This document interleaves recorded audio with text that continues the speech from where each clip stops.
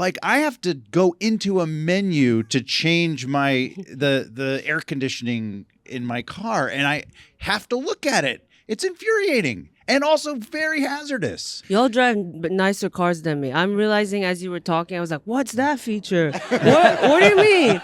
I was like, they have that? Let's get into it. What a week. In last week's show, we inadvertently called Mike Pence's chief of staff, Mike Short, and we'd like to apologize. We really missed the mark with that one. Speaking of our brave... A joke as bad as the first one to apologize for the first one. Speaking of our brave former VP, Trump also apparently told New York Times reporter Jeremy Peters that hang Mike Pence was just an expression, and I don't think they would have ever thought of doing it. It's an idiom. It doesn't actually rain cats and dogs. It's like, God, it's so hot this weekend I could hang Mike Pence. It's like, let's go, Brandon. It's a cute little slang for kill the vice president. I'm so hungry I could hang Mike Pence. The National Archive found what appears to be classified information in the 15 boxes of documents disgraced former President Donald Trump illegally took with him to Mar-a-Lago after he left office and were returned only last week. Now, in defense of Trump, moving is the worst. You always end at a point where you're just dumping things into random boxes when you're down to the wire. And you know Trump didn't get a security deposit back after what he did to that jacuzzi. As a reminder, Trump's main criticism of Hillary Clinton involved the mishandling of classified information. Personally, I don't remember any of that. I had that eternal sunshine out of my head. The best $200 I've ever spent. James Comey is just a tall prosecutor I've never heard of. The document retention issues did not begin when he left office. According to Maggie Haberman's new book, Confidence Man, White House staffers regularly found toilets clogged with printed paper, apparently flushed by the former president. If you had to unclog Trump's toilet and you saw a bunch of printed paper come up, how fucking relieved would you be? On OAN, which is soon to be OVER, Marjorie Taylor Greene referred to Nancy Pelosi's supposed shock troops in her indictment of the federal government. Not only do we have the D.C. jail, which is the D.C. gulag, but now we have Nancy Pelosi's Gazpacho police spying on members of Congress. Gazpacho police. Perfect. No notes. Just excellent. Coming to CBS mid-season, Gazpacho police. Justice is a dish best served cold.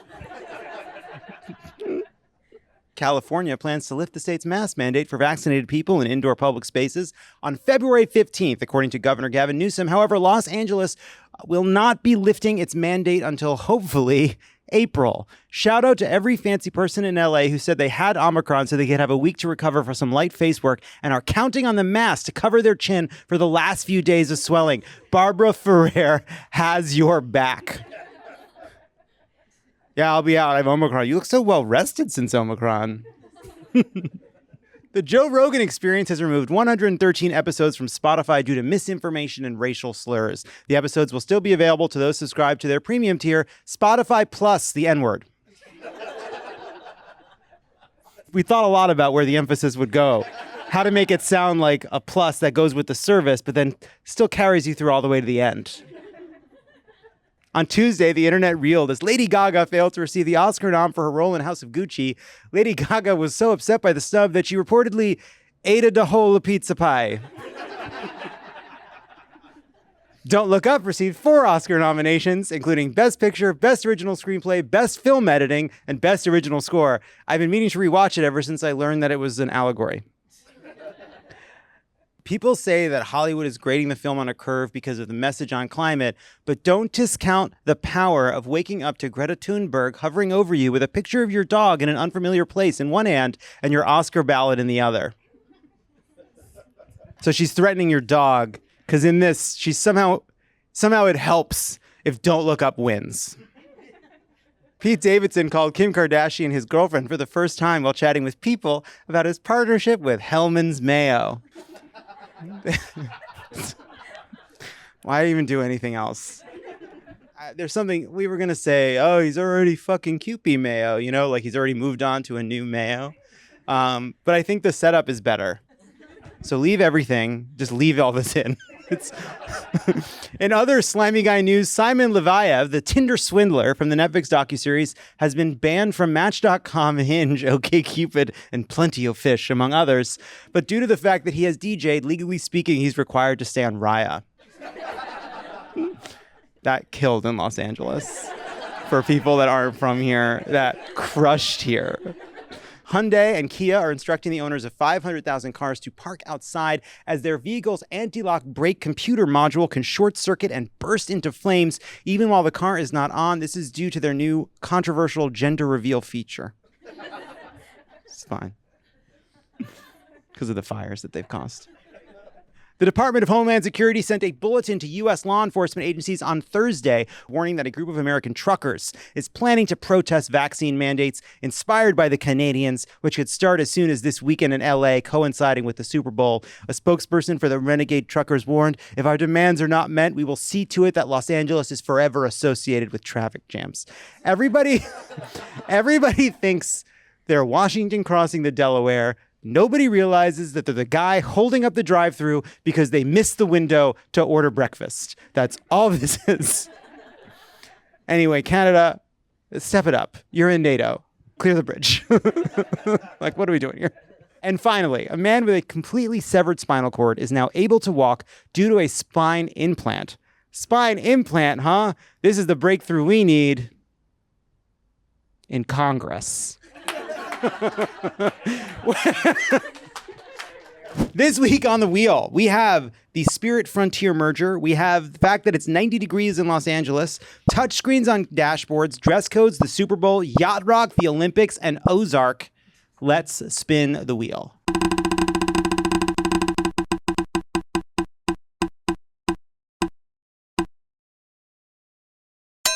It has landed on touchscreens on car dashboards, which I believe Ed suggested. Oh boy. Yeah, this one really chaps my ass.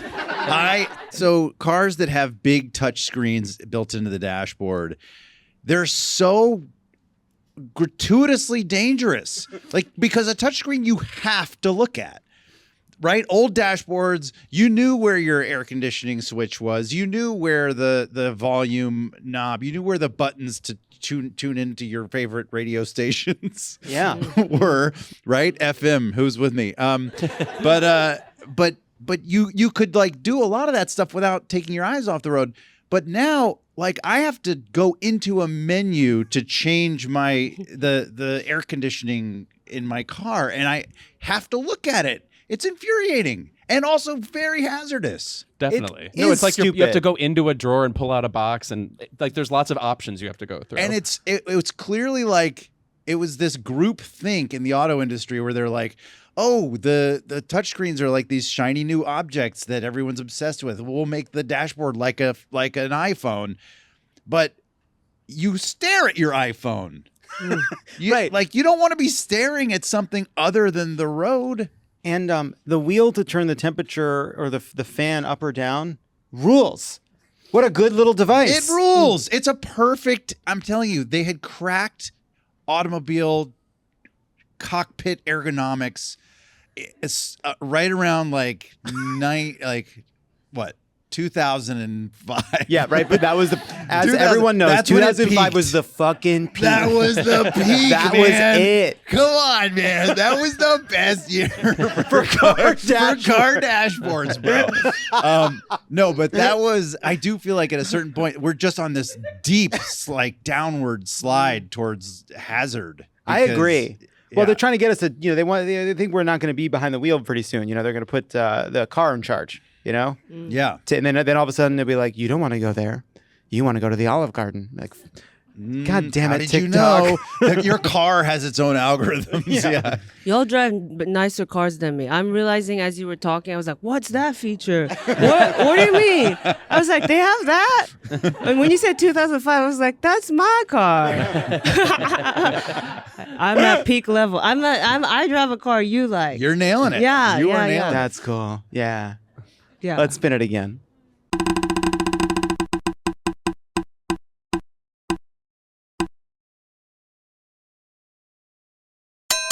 It has landed on dress codes.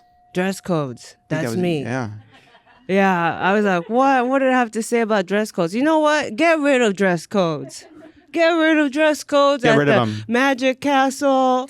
Get rid of dress codes. This sounds really personal. I'm like, It's very specific. fucking Magic Castle and the dress codes. No, at nightclubs, people are like, oh, I'm sorry, I'm such an eyesore. I'm so sorry, because I was trying to get into a nightclub the other day and they were like, dress code. You know what the dress code was? You just have to look cold. It's just look cold. That's how you got in, And it's like, how about just, during Omicron, a dress code? How about anyone who's made it is allowed? Yeah. Just anyone who's made it to see the other side. Oh, we have to look uniformed and hot now too? What if they provide you with the thing? Like sometimes fancy restaurants will like have garments that you can sort of gussy yourself up with. Like those old-fashioned okay. jacket places where they Yeah. make you wear a jacket when you were like Yeah. a kid. Sure, Your yeah. grandparents were like, "This is a fish place." Yeah. I'll take it. It's still creepy though. Yeah. Why we all have to look the same? You're taking a picture? And during a pandemic, you don't want to be putting on like a community garment. No. Yeah. I want to say about the Magic Castle where you have to wear a suit. It's also Right. such a like if you're one of those creeps who wears a suit all the time, you blend right in, and I don't like that either. Yeah. That's yeah. true. You don't Yeah. know who the suit all the time people. For those listening at home, just to follow up on the Raya of it all, Right. Magic Castle is a very specific place. It's a members only magicians club Right. on a hill in Hollywood that's actually cool to go to, but you have to be invited by a magician. That's real. Yeah. And it's a castle. And it's a fucking castle. It's a And goddamn there's a castle. dress code. You got to wear a suit and tie. Although, tell me if I'm wrong. I think you can go on Tuesdays with just a collar for the lunch buffet. For real? And I know I'm Oh. not wrong. See? Okay, y'all know, you all are richer than me because I don't know the things. I don't know the lunch thing, and I don't know the feature of the car where. Yeah. Obviously, having magician friends is a province only for fabulously wealthy. Does anyone know any poor magicians? When you were poor, did you know magicians? No, 'cause just they your can just- uncle who did a trick or two, but Yeah, and if you're a magician, you can just make money. Yeah. You just turn things into money, right? A poor magician isn't a very good magician. Yeah, exactly. no, Ed over here. Oh, right. I'm onto something. Let's spin it again.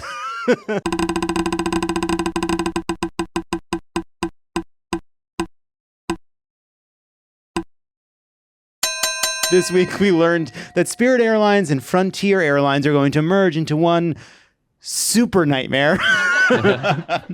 Yet again, we're in a situation where two very big airlines are going to try to make an argument that they deserve to combine because other giant airlines were also allowed to combine. None of those mergers should be allowed. And once again, we're like sleepwalking into having now we have these two budget carriers that like competing against one another. Yeah, it's basically a bungee cord. they charge you for oxygen. I currently have a $300 Spirit credit because trying to get that money back it was like that movie with Catherine Zeta-Jones with the laser beams. Entrapment. And I tripped the beams. I was like, what do I need to tell you to get a refund? We are not going to Louisville. The bachelor party is off.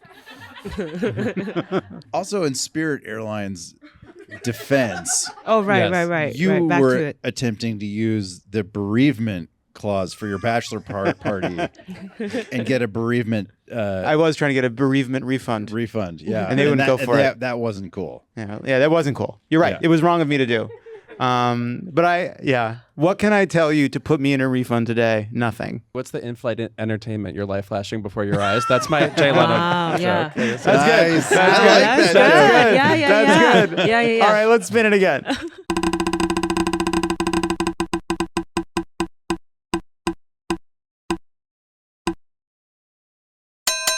It's landed on another scourge. Yacht rock. Okay, here's the thing. I must be 35 because I have come into loving yacht rock. I love Michael McDonald's song. When you listen to yacht rock radio, you think, oh, Christopher Cross has 3 songs. No, he has 6. And I know those now. But something bothers me about yacht rock, which is it's completely just male dominated. Like almost like there's no genre if it's not like a man sort of lulling us to sleep on our yacht, you know? And I think this is a good opportunity to Vaunt, one of my favorite female vocalists, who I think is the definitive yacht rock lady performer who is underrated anyway, who is Christine McVie from Fleetwood Mac. I feel like there's been a real Gen Z renaissance for Stevie Nicks, which is great. Stevie Nicks is the only woman who's been inducted to the Rock and Roll Hall of Fame twice, for example. But Christine McVie's songwriting and her bluesy voice remain extremely, not just underrated, but like very moving to me. And I think if we started calling her the queen of yacht rock the way we call Aretha Franklin the queen of soul or something, there might be an added cachet to her legacy. We have the queen of soul. That's here. And then here's the queen of yacht rock. I love that. I love that for us. Oh, I agree. I all these songs everywhere. You Make Loving Fun. Say You Love Me. Warm Ways. Yacht Should be on rock. the radio. Yes, important stuff. I think they're killing themselves with that name. And thank you for being vulnerable. Yeah. No giving out your age and like that.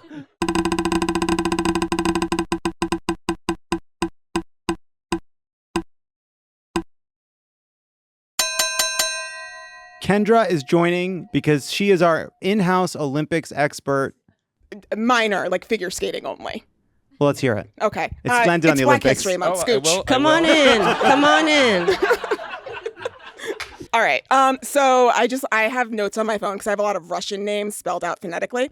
I just want to apologize for butchering those in advance. So I want to talk to you about figure skating, specifically ladies figure skating, specifically Russian Olympic Committee figure skating, because they're not allowed to compete under Russia.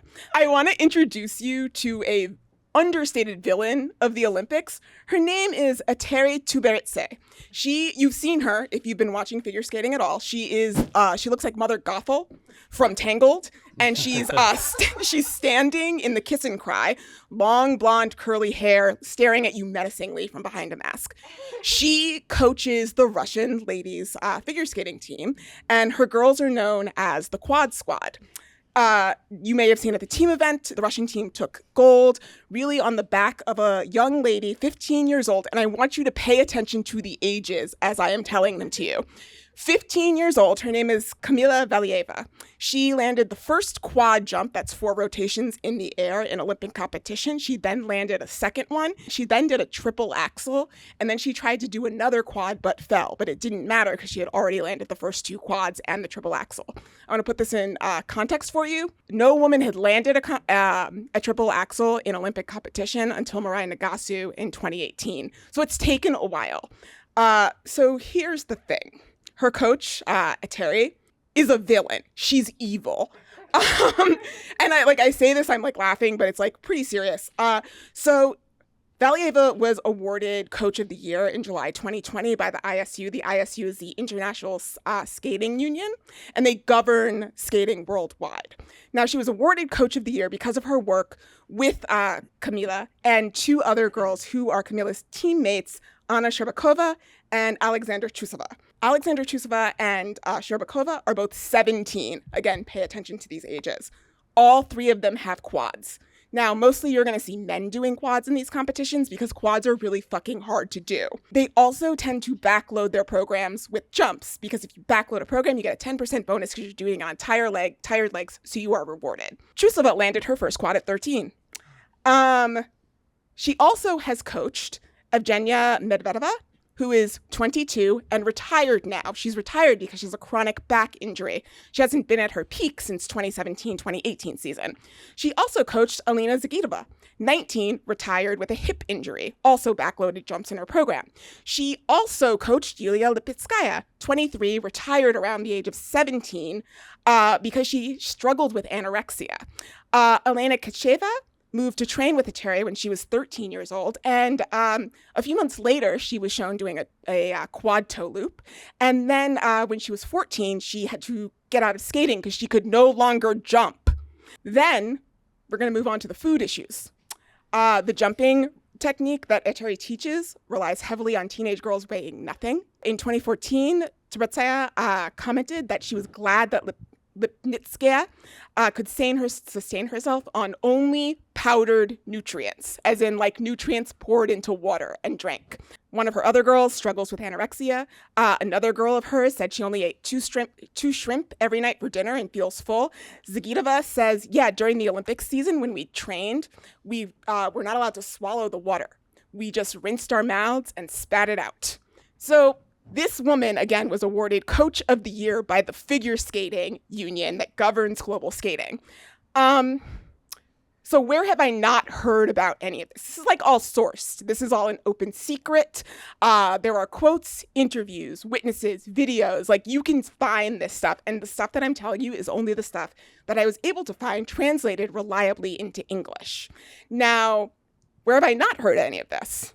NBC, the station that is broadcasting the Olympics and like raising these girls up on a pedestal. It sucks. It sucks. And now if you're following the sport right now, you'll know that the team medal ceremony has been postponed due to quote unquote legal issues, because what is being reported is that Valieva, who's again 15 years old, tested positive for a drug that they usually prescribe to people with heart disease because it helps pump the blood faster, therefore giving you more stamina so that you can do those backloaded jumps in the program on tired legs. Again, have not heard one word of this from NBC, and this woman was awarded Coach of the Year. So it makes Olympic figure skating. Figure skating is like my favorite sport of all time. It makes it really hard to watch because this woman, much like with Olympic gymnastics, is really like harming children, like actively doing bad shit to kids. And it's something that we should all actually like be taking in. All of this stuff is out there. You can find it. You can like read about it. Pay attention to this woman. She's like this, she's a gorgeous blonde, icy queen, but she's really, really, really evil. And like, keep in mind, as reports are coming out, Valieva, the girl accused of doping, she's 15. She did not acquire this drug that none of us have ever heard of before by herself. It was given to her by her coach. And yeah, that sucks. And basically what I'll say is, two of my favorite short programs from the from like recent figure skating, they're in the men's program. One is Jason Brown's Sinnerman. I am telling you during Black History Month that you should go watch this little white boy skate to Nina Simone. It is like one of the best things I have ever seen in my fucking life. And then also Adam Rapon's program from 2018, his short program was like this kind of like gay club, like throbbing sort of like, it was a very good short program. Neither of those shorts had quads, and they are some of the best examples of skating that I have seen in recent years. Quads fucking suck. They are ruining the sport. They are not worth like ruining these little girls' lives. And as it stands right now, this woman, Eteri, is still in Beijing, still in charge of minors. And we should be doing something about it, and no one's talking about it. And that's all I want to say. Wow. Kendra, thank you. Can I disagree? No, I'm Kendra James, everybody. But dashboards and touch screens. And what's up with these airplane meals? I want to thank Louis, Atsuko, Ed Helms, and our producer Kendra for joining for the Rant Wheel.